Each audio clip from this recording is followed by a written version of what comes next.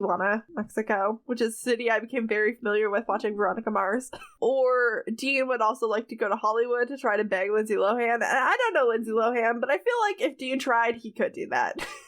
I feel like if you put Dean and Lindsay Lohan in a room and Dean was real determined, I feel like he could pull her. Mm-hmm. I feel like Dean could pull anybody he really wanted, if I'm honest. Like, if he was actually trying. Mm-hmm. Sam is perplexed. And she was willing. Yeah, obviously. Mm-hmm. Sam is perplexed by this weird vacation bucket list that Dean has suddenly pulled out of nowhere. He's like, what?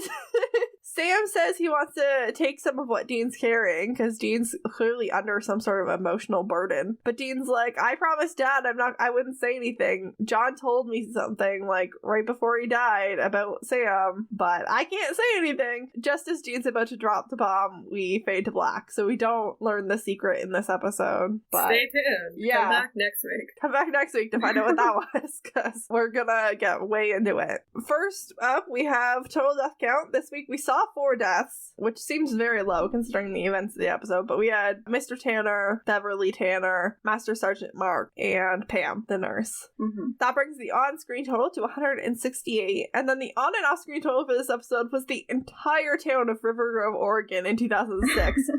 Which is going to send us way up. I looked up the population in 2006. It was 315. So that brings our on and off screen total to 1,268 plus. We did it. We passed 1,000. We didn't just pass 1,000. We passed 1,000. Yeah. We also tried to assign MVP of the week. So let's see who our guest would like to nominate as this week's most valuable person. Let's start with Meredith. I'm going to go with Dr. Lee. She was doing her best, and her best was a lot. Dr. Lee really did what she could for I like that. And Jordan, how about you? Probably Sam, because he got them there in the first place. Yeah, that's good. And Moira? I think everyone is pretty even this week, but I thank Mark for doing all the things that Dean and Sam were incapable of doing because they were dealing with their own emotions. That's fair too. I think I'm with Jordan. I think I'm going to give it to Sam. He had the visions. He was also trying to hold down the morality fort. Mm-hmm. Even as, like, Dean's worried that he's gonna have to take the emotional burden or the, like, moral burden of, like, deciding what's right and wrong from Sam. Like, Sam's still doing a better job. Next, this show has so few women. Let's put to the Bechdel test. Did we have 2 named women in this episode? We did. We had at least 3. Yeah, we had Dr. Lee and Pam and Beverly. Mm-hmm. If they picked up a phone, that worked, they would have had Ellen. Did they talk to one another? Yeah, definitely was some conversation between all 3 of them. They were all 3 present at once. What? Mm-hmm. Lastly, was that conversation about something other than a man? I think with Beverly, we were mostly discussing how her husband and son tied her to a chair. Yeah, and attacked her. Yeah. But I feel like Pam and Dr. Lee talked about the virus, specifically. So I'm gonna say, yeah, this one passes. Oh my gosh. The passes have been so few in this season that I feel inclined to be super generous. So I'm calling this a strong pass. We're just desperate. I'm actually gonna do highlight and low light first, though, and then go back to case of the week. So if I don't go back to case of the week, Meredith, remind me. Okay, cool. Just because my low light this week is that Dr. Lee has no first name and that Pam the nurse has no last name. They're both named characters, but they only have 1 name each. Actually, I just think that's funny. You just put them together, they're a whole person. And then my highlight is that according to interviews, Jared was getting over emotional in the scene where Dean stays behind and they're talking beyond what the scene called for. It was actually taking away from the scene. He was getting so emotional and he couldn't even really articulate. He's talked about in interviews what about it was emotional for him. He was just feeling things. That's fair. And I'm just always really glad to hear that the people making the show do care as much as I do. Plus, it's a great scene. Jordan, what was your highlight and low light this week? Highlight was probably... Do you want us to come back to you? Yeah, come back. Okay, Moira, you go first.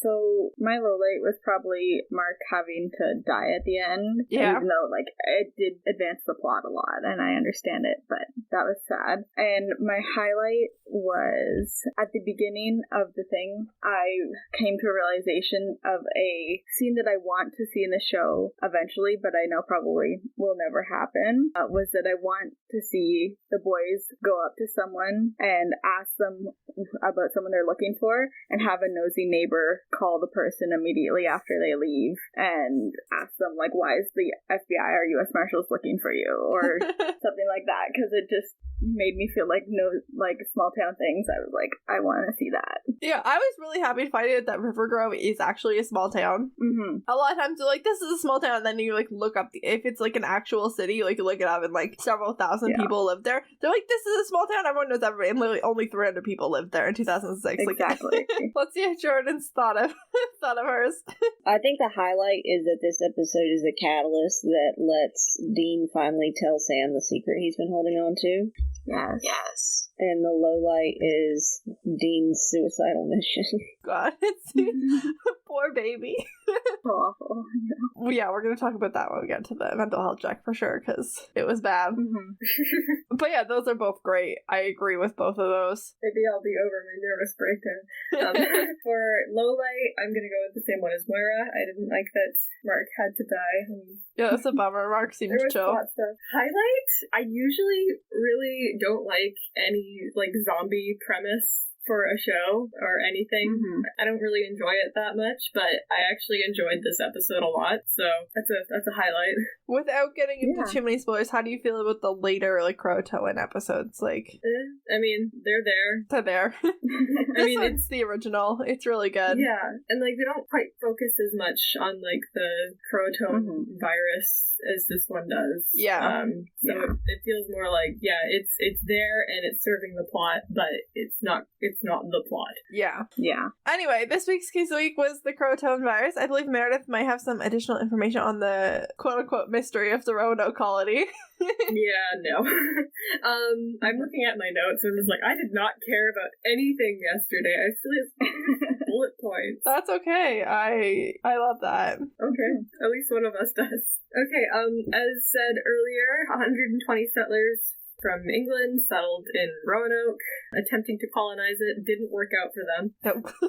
In 1587, and their leader, John White, had to return to England for supplies because apparently they didn't have enough. And then he returned 3 years later because of war. So when he was trying to look for the colony, it didn't work out for him very well. He tried to check Croatoan Island because, like, he knew that was a thing that existed. Mm-hmm.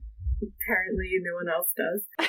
Yeah, everyone's like, this is a big mystery. And he's like, well, they left that word and I went to the island and I checked and I just didn't find them. Now, I don't think anything supernatural happened to the colony. However, I think that there was some sort of curse going around because every time he tried to check the island, he tried to check a few times, there were storms.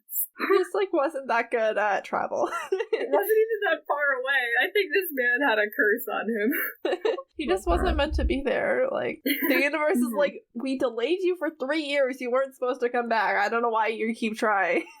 So, like, his daughter was one of the members of the colony, and his granddaughter so he was looking for too. his family. Yeah. So, yeah, his family was there. He had a lot of very good reasons. Like, not just because, like, this is a colony he's responsible for, but also that's his family. That's his baby granddaughter. I'll give him that. But still, buddy, like, once you've been gone for 3 years. Mm-hmm. Mm-hmm.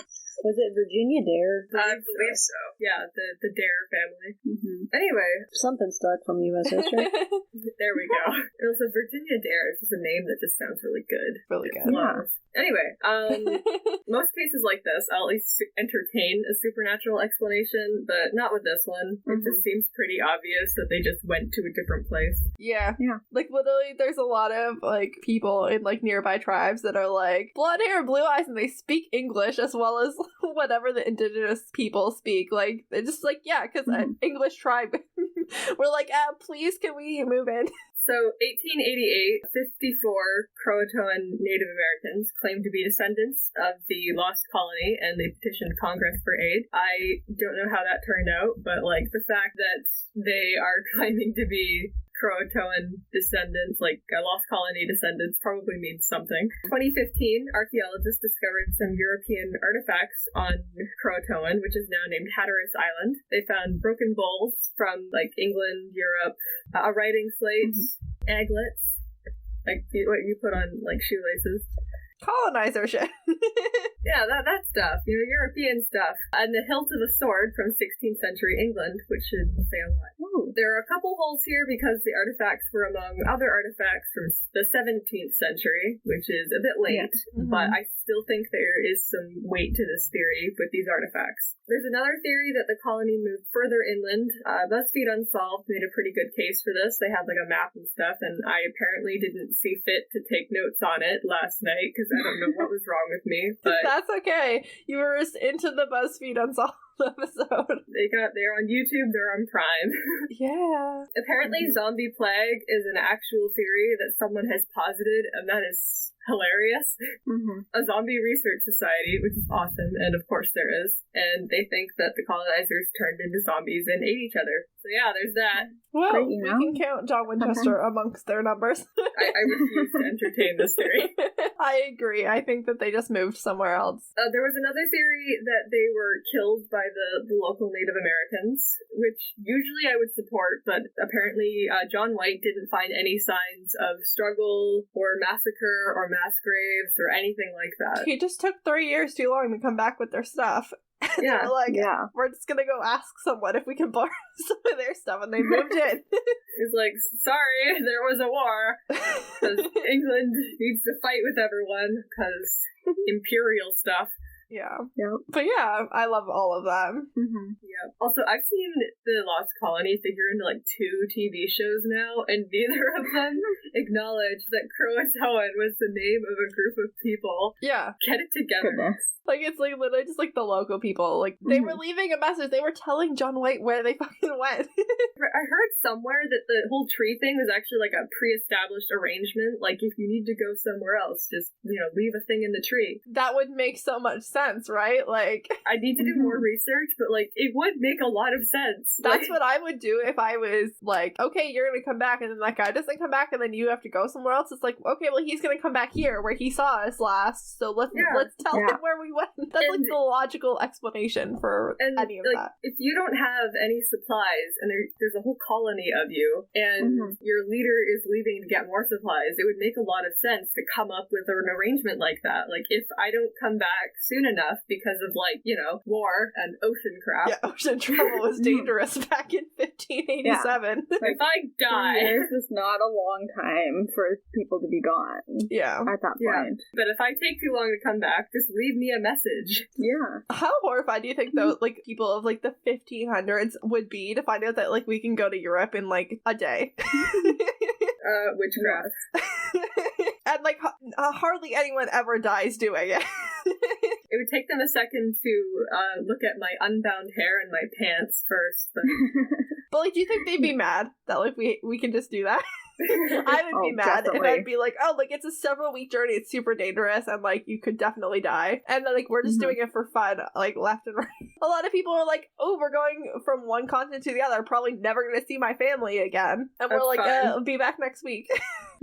Hope the flight doesn't have too much turbulence. And they're like, the ocean always has turbulence. Hope my flight's not delayed, because that would be annoying. Yeah. You don't want your flight to be delayed? That's really terrible. Anyway, we gotta move on. We're not done with this episode. Back to Supernatural. Oh no, we got tons of jokes. Let's go. Our next segment is called CPS, which is times when an adult should be calling CPS, particularly on the Winchester/John. I don't think I had anything for this week. I mean, if there was a zombie baby running around. I'm still mad at John for the secret, I guess, but yeah. If there is a zombie baby running around, I don't think we want to get beyond help. Yeah, I agree. And also, like, I think that whoever was in charge of the child in the first place probably, like, didn't, like, neglect their duties. They probably just also got turned into zombies. At least they have, like, a zombie mom to carry them around. Or there was just, like, a lot of bloodshed. Like, one parent is dead, and so is the baby. I don't know, I think the zombie baby thing is funnier. It is funnier. I will agree. There was no actual children. Jake was the youngest child we saw in Rivergrove, Oregon. Like, there was that baby seat, but we did not see a baby, and there was no other children present in this episode. Yeah. Sam and Dean didn't even bother to wonder about children. Is there like that town from Chitty Chitty Bang Bang? They hide hide their children in the castle. This is the segment I think is going to be the longest for us this week, and that is the mental health check. I'm not a psychologist, and this segment is based purely on my own opinions, and please reach out for help if you're struggling with anything at all. This week was not good for mental health. This week was a tipping point in a bad way. Where do we begin? Well, let's just jump right into the deep end. Dean Winchester was fully suicidal. It was hard to watch. Sam has known for a while, I'd say most of this season, that Dean isn't okay and hasn't been in a good mental space, but he was taken aback. He was